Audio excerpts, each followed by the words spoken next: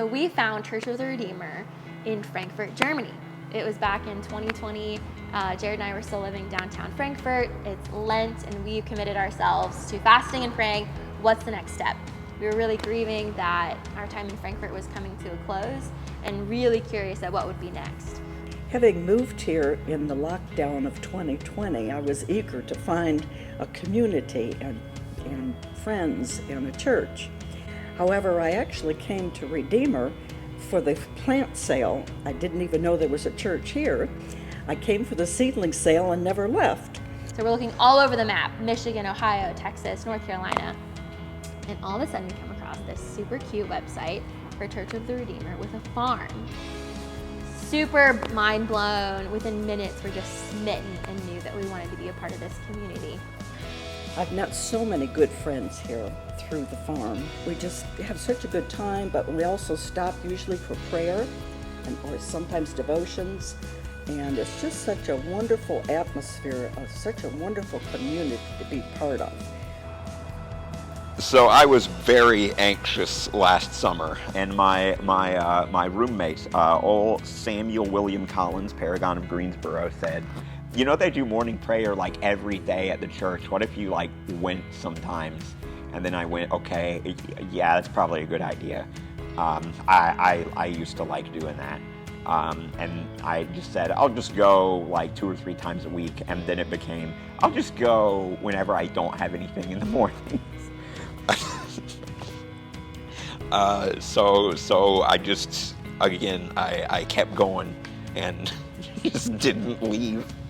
I have just absolutely fallen in love with our rhythm of a morning prayer service every day at 8:30. That when you come to the farm, you're assuming that you're going to be working for an hour and a half, 2 hours, and then you're going to stop. So like I said, with managing anxiety, doing labor that's rewarding and you feel good doing, or being around people that I like most every morning, like just that as a grounding thing to start the day or participate in a couple times a week. Like that's why I do it. Those prayer gatherings have been so amazing because so many people from the congregation have been part of those. And so then I'm also hanging out with Tom, and I'm hanging out with Andrea, and I'm hanging out with Gigi, and we're gonna pray in that context. And then we're gonna go back out, and we're gonna be changed. We're always changed on the other side of that. And the kind of work that we do is in light of that prayer for the rest of the day. It's casting a shadow as it should. So one of the ways that I definitely see the farm be an integral part of community and hospitality at Church of the Redeemer is in the collaboration across the board. We're not really great at keeping that feast. That feast is the wedding feast with Christ out into the world. And we're sending people out to do that. And what the farm does is it says, here are some scaffolds. Here are some ways to do that. My favorite being the carrot cake competition of 2021, where what does St. Andrew's have to do with carrot cake? Nothing, but the farm had loads of carrots. And so I loved seeing the leadership of Madison and Jared come together and mash up these two expressions of community in our church to make this really meaningful, really unforgettable moment for our church that now is becoming a tradition with a reigning champ 2 years in a row for the best carrot cake, and really having it be a moment for us as a body to gather and celebrate and be together, but also a great moment to invite our neighbors to, hey, come on over to our church and have some carrot cake.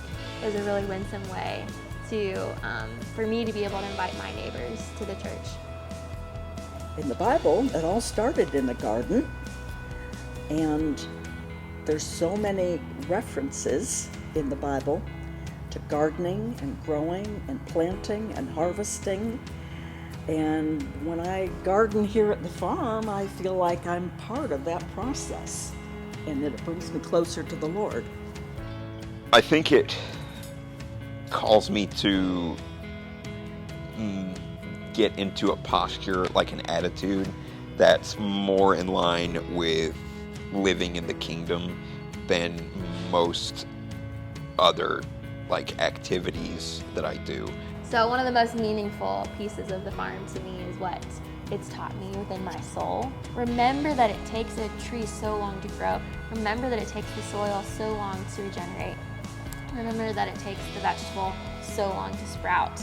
Reminding me that the work that we do within our own spirituality or with the spirituality that we get to share with others is really long work, and to not be discouraged when it's taking a dear friend a long time to draw near to the Lord, or when it's taking me a long time to see growth in an area that I feel weak in. There's space for that, and God meets us there. This whole farm experience here has been such a blessing, and I am just very blessed that the Lord planted me at the garden and at Redeemer.